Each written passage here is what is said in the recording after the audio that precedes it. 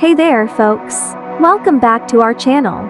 Today, we're going to dive into the fascinating world of boiling points and how they can blow the roof off. So, buckle up, and let's get started. Did you know that the boiling point of a substance is the temperature at which the vapor pressure of a liquid equals the pressure surrounding the liquid, causing the liquid to change into a vapor? That's right. This fascinating phenomenon occurs when the vapor pressure of a liquid becomes sufficient to overcome the atmospheric pressure, allowing bubbles of vapor to form inside the bulk of the liquid. Now, let's talk about how this concept can blow the roof off. You see, the boiling point of a liquid varies depending on the surrounding environmental pressure.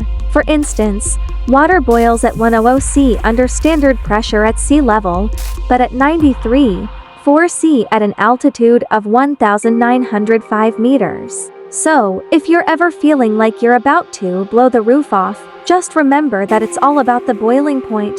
Thanks for joining us today, folks. If you enjoyed this video, don't forget to like, share, and subscribe for more fascinating science facts. Until next time, stay curious and keep exploring.